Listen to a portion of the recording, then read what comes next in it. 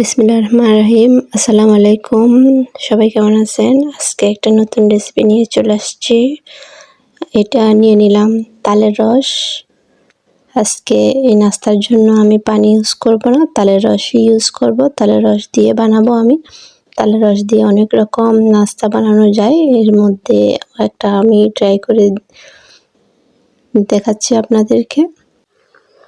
ওটা বানানোর জন্য আমি 2 কাপ পরিমাণ ময়দা নিয়ে নিলাম। আপনারা যে পরিমাণ আমি আইডিয়া করে যতখানি তালের রস নিয়েছি ওই পরিমাণ মতো আমি আইডিয়া করে 2 চামচ 2 কাপ পরিমাণ হতে পারে।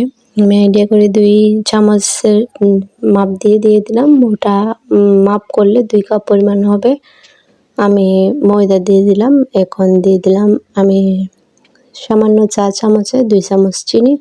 বেশি মিষ্টি দেব না, কারণ তালের রস থেকে হালকা মিষ্টি আসতে পারে। আমি এখন সবগুলো একসাথে ভালোভাবে মিক্স করে নেব। তালের রস দিয়ে অনেক রকম নাস্তা বানানো যায়। এটা আপনারা ট্রাই করলে বুঝতে পারবেন। এক একটা নাস্তার স্বাদ এক এক রকম। তাই আমাদের দরকার হচ্ছে সব রকম স্বাদ গ্রহণ করা। সব রকম আমরা নাস্তা ট্রাই করব এক করে। আপনারা সাথে থাকবেন। একের পর এক করে আমি তালের রস দিয়ে যেরকম বা যত রকম নাস্তা বানানো যায় আমি সবগুলো ট্রাই করব। আপনারা সাথে থাকবেন, আমার দেখতে পাবেন আমি কত রকম তালের রস দিয়ে পিঠা বানাতে পারি। আপনার সাথে থাকলেই বুঝতে পারবেন এবং শিখতে পারবেন। আর যারা আমার সাথে আছেন তাদেরকে অসংখ্য ধন্যবাদ আমার সাথে থাকার জন্য। এখন আমার সবগুলো মিক্স করে নিয়েছি। এই পর্যায়ে আমি দিয়ে দেব একটা ডিম। ডিমটা দিয়ে দেব। বেশি দিতে হবে না, একটাই দিলে হবে। এই নাস্তাটা একদম কম উপকরণ দিয়েই বানাবো। বেশি উপকরণ দিলে মানুষ খরচের জন্য মেনটেন করতে পারে না, সেই জন্য একদম অল্প উপকরণ দিয়েই বানাবো। আর দিয়ে দিলাম 1 চামচ বেকিং পাউডার। বেকিং পাউডার দেওয়াতে নাস্তাটা আরও সফট হবে। এখানে দিয়ে দিলাম 1 চামচ সয়াবিন তেল। এখন সবগুলো ভালোভাবে মিক্স করে নেব। বেকিং পাউডার এখন যেহেতু আমি ব্যাটার করে ফেলছি, তো বেকিং পাউডার মিক্স হতে চাইবে না, সেই জন্য আমি 2 মিনিট রেস্টে রাখবো। 2 মিনিট রেস্টে রাখলে বেকিং পাউডার দেখবেন একটু পর এসেই, যখন ঢাকনা চাপা দেব, ঢাকনা চাপা একটু পর এসেই দেখব সব মিক্স হয়ে গেছে। তাই বেকিং পাউডার দিয়ে 2 মিনিট অপেক্ষা করব যেন সবগুলা একসাথে মিক্স হয়ে যায়। ফুলে উঠবে, ফুলে ওগুলো মিক্স হয়ে যাবে। একটু নাড়া দিলে হয়ে যাবে। এই পর্যায়ে যদি হাজারও নাড়তে থাকি কোনো কাজে আসবে না। নাড়তে হাত ব্যথা হয়ে যাবে, তারপরও মিক্স হবে না। একটু ঢাকনা দিয়ে রাখলে হয়ে যাবে। দেখেন আমার হয়ে গেছে। আমি একটু পরে আসছি। আমি 2 মিনিট পর রেস্টে রাখছি। এসে আবার দেখলাম, নাড়া দিয়ে দেখতেছি সবগুলো মিক্স হয়ে গেছে। আর ব্যাটারটা কীরকম করেছি আমি দেখেন, কীরকম পাতলা বা ঘন। এই পর্যায়ে রাখবেন। যদি বেশি পাতলা হয় আর একটু ময়দা দিয়ে দিবেন। এখন আমি একটা প্যান বসিয়েছি। প্যানের মধ্যে একটু হালকা তেল ব্রাশ করে নিয়েছি, বেশি দেব না। একটু তেল ব্রাশ করে আবার টিস্যু দিয়ে আমি মুছে নিয়েছি, যেন স্যাঁতসেঁতে তেলের স্যাঁতসেঁতে এটা না থাকে। ব্যাটার দিয়ে একটু অপেক্ষা করব। সিদ্ধ হয়ে যাচ্ছে। সিদ্ধ একদম অসংখ্য জালি যখন হয়ে যাবে, মনে করবেন নাস্তাটা রেডি হয়ে গেছে। এখন ওই পাশ করে দেব। এই পাশ করে দেওয়ার পর একটু হলুদ বর্ণ হয়ে গেছে। এখানে আর বেশি অপেক্ষা করতে হবে না। এখানে 30 সেকেন্ড মতো অপেক্ষা করলে হয়ে যাবে আমার রেডি। এখন আরেকটা দিয়ে দেখাচ্ছি। নাস্তাটা একদম সহজ।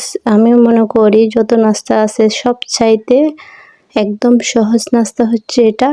আর খেতেও কিন্তু অনেক মজা, সফট হয়। তো দিয়ে দিলাম। কারণ ছিদ্র হয়ে যাচ্ছে, দেওয়ার সাথে সাথে এগুলো এরকম ছিদ্র হয়ে যায়, ফোটা দেখতেই সুন্দর লাগে। একটু অপেক্ষা করব।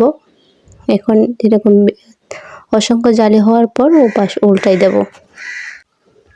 নতুন এবং পুরাতন সকল বন্ধুদের কাছে একটা রিকোয়েস্ট, একটা লাইক দিয়ে ভিডিওটা কন্টিনিউ করার অনুরোধ রইল।